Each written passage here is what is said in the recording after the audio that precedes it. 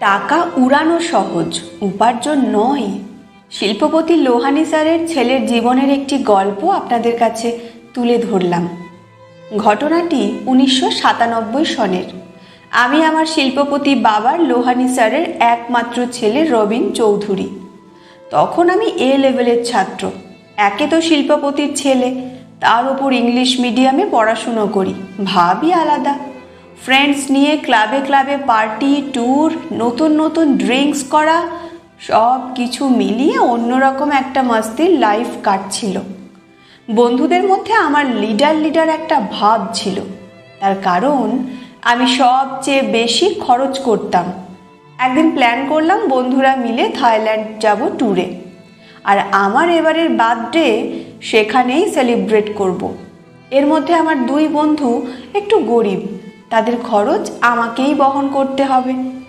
আজ বাবা বাড়িতে ড্রয়িং রুমে বসে কফি খাচ্ছে।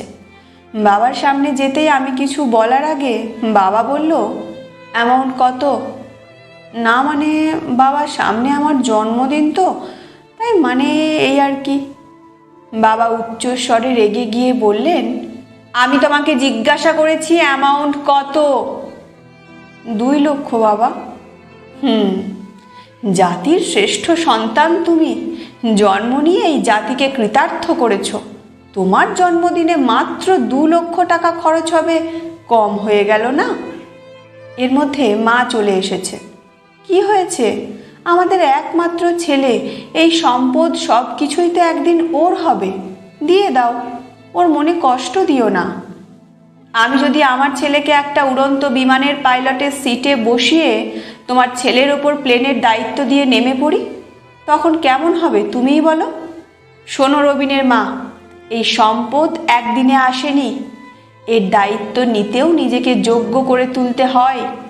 ঠিক আছে, আমি তোমার ছেলেকে 2 লক্ষ টাকা দেব যদি সে আগামীকাল আমাকে পরিশ্রম করে 200 টাকা উপার্জন করে এনে দিতে পারে। সারা রাত নাক ডেকে ঘুমিয়েছি, মাত্র 200 টাকা। বাবা আগামীকালই দেখতে পারবে আমি তার সম্পদের দায়িত্ব নেওয়ার মতো যোগ্য হয়েছি। পরের দিন সকাল 7টায় বাবা আমাকে ডেকে ঘুম থেকে উঠিয়ে দিলেন। কি যে বিরক্ত লাগছিল, মাত্র 200 টাকার জন্য এত সকালে ঘুম থেকে উঠতে হবে। রেডি হয়ে একেবারে ফুলবাবু সেজে 200 টাকা উপার্জন করতে বের হয়েছি। পকেটে 1 টাকাও নেই, সাথে বাবা একজন স্পাইও দিয়েছে। ঘর থেকে বের হওয়ার পর এখন মনে হচ্ছে আমি একটা সমুদ্রের মাঝে পড়ে গেলাম। বিনা পুঁজিতে টাকা কোথায় পাই? কারোর কাছ থেকে ধার করতে পারছি না, কারোর সাহায্য নিতে পারছি না, ভিক্ষাও করতে পারবো না। ভাবতে ভাবতে দুপুর হয়ে গেল। অবশেষে একটা রিক্সার গ্যারেজে গেলাম। মনে মনে ভয়ও পাচ্ছিলাম, অনেক মানুষ আছে, রিক্সাওয়ালার গায়ে হাত তুলে যদি আমাকে কেউ রিক্সাওয়ালা ভেবে মারে। তখনই বিবেক আমাকে বুঝিয়ে দিল, রিক্সাওয়ালাও আমার মতোই মানুষ, তাদের গায়ে হাত তোলা অন্যায়।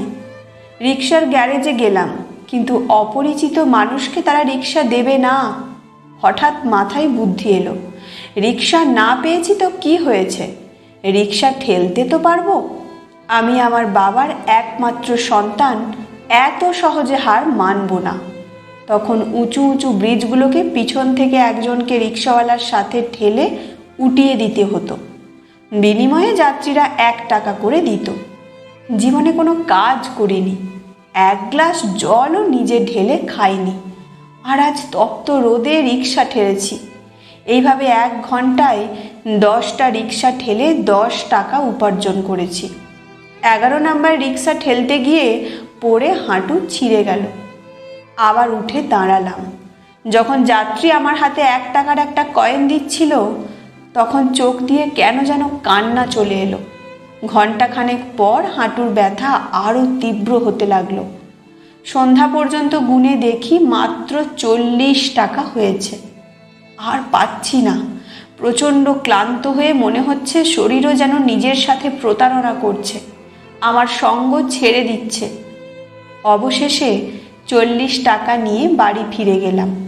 বাবার সামনে গিয়ে দাঁড়ালাম। 40 টাকা বাবার হাতে দিয়ে বাবাকে জড়িয়ে ধরে কাঁদতে কাঁদতে বললাম, আমি পারিনি বাবা। ভেবেছিলাম আমার বিধ্বস্ত ক্লান্ত চেহারা, হাঁটুর কাছে ছেঁড়া প্যান্ট দেখে বাবাও হয়তো কেঁদে নেবে, হয়তো আমার মাথায় হাত বুলিয়ে সান্ত্বনা দেবে। না, সে এগুলো কিছুই করেনি, বরং আমাকে বলল এখন আমার সাথে ধানমন্ডি থেকে হেঁটে বুড়িগঙ্গা সেতুর কাছে যাবে, কোনো প্রশ্ন না। আমি অবাক হলাম। এখন মনে হচ্ছে তিনি সত্যিই একজন ব্যবসায়ী। এরপরেও প্রশ্ন করলাম, বাবা হেঁটে কেন? তিনি বললেন, বাবা আমি তো আজকের এই পজিশনে এইভাবে একটু একটু করেই এগিয়ে এসেছি, গাড়ি বা বিমানের গতিতে আসিনি। তুমি তো মাত্র একদিন কষ্ট করছো, একটু ধৈর্য ধরো। বাবাকে কি করে বোঝায় আমার ক্লান্তির কথা? এর চাইতে মৃত্যু যন্ত্রণা অধিক শ্রেয়। বাবা আমার হাত ধরে হাঁটতে হাঁটতে রাত 3টায় আমরা ব্রিজে উঠলাম। শান্ত নদী ব্রিজে আমি আর বাবা। ব্রিজের রেলিং ধরে দাঁড়িয়ে বাবা আমাকে বলল, দেখো রবিন, নিচে কেমন অথই জল টলমল করছে। তুমি আমার হাতে 40 টাকা দিয়েছো, তাই না? হ্যাঁ বাবা, আমার জীবনের প্রথম উপার্জন। আমি জানি রবিন, এই টাকাগুলো উপার্জন করতে তোমার অনেক কষ্ট হয়েছে। এখন তোমাকে যা বলি শোনো। আমি জানি আমার ছেলে ছোটবেলা থেকেই ম্যাথামেটিক্সে খুবই ভালো, তাহলে ভালো গুনতেও পারো আশা করি। এখন আমি তোমার উপার্জনের 40 টাকা দূরে জলে ছুঁড়ে ফেলবো, আর তুমি বলতে থাকবে বাকি কটা রইল। বাবার কথা শুনে আমার চোখে আবারও জল চলে এলো। বাবা তার সমস্ত শক্তি দিয়ে একটা কয়েন সেতু থেকে দূরে যায়, জলে ছুঁড়ে ফেলে বলল, রবিন এখন কটা রইল? আমি কাঁদতে কাঁদতে বললাম, বাবা 39টা।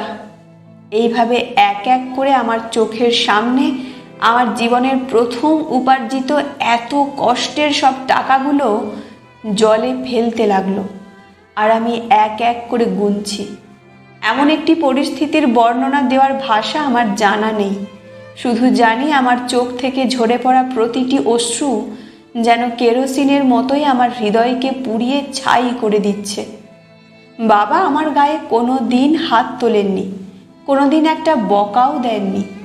আজ মনে হচ্ছে সব সুদে আসলে পুষিয়ে নিচ্ছে। শেষের টাকাটা বাবা ফেলল না, তারপর বলল, রবিন তোমার উপার্জনের 40 টাকা আজকে আমি নষ্ট করতে তুমি কাঁদলে, আর আমার কত টাকা তুমি এইভাবে নষ্ট করেছো।